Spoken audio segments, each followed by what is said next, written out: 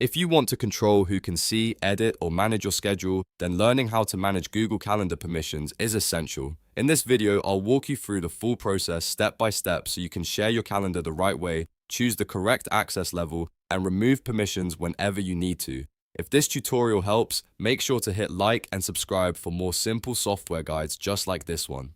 First, open Google Calendar on your computer. Once you're in, look over to the left side of the screen under My Calendars. This is where all of your calendars are listed, so find the one you want to manage. If you have multiple calendars, take a moment to choose the correct one because the settings you change will apply only to that calendar.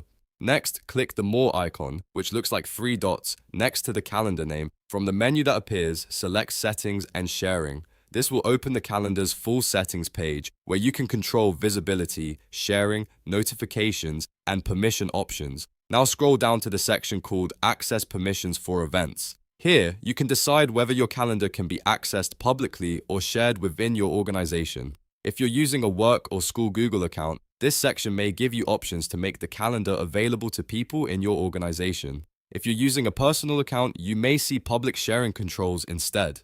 Choose the option that matches how you want your calendar to be viewed. After that, go to Share with specific people or groups. This is where you give individual access to people by name or email address.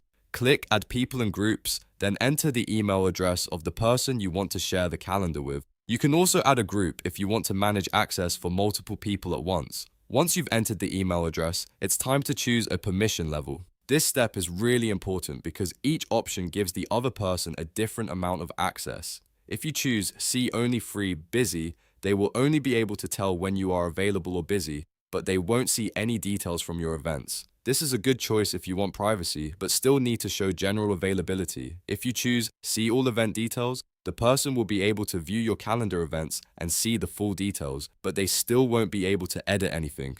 This is useful if someone needs visibility into your schedule, but not control over it.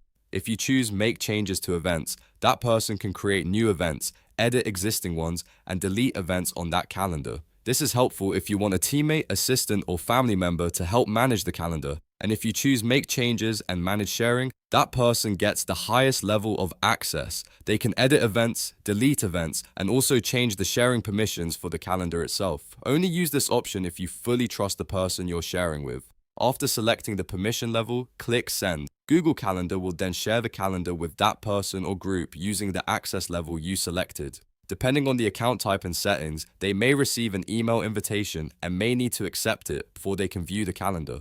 Now, if you ever want to change someone's access later, go back to Share with specific people or groups. Find the person's name, click the permission drop-down next to it, and either select a different permission level or choose Remove Access. This makes it easy to update sharing as your needs change, whether someone needs more access, less access, or no access at all. Managing Google Calendar permissions properly helps you stay organized while keeping your events secure.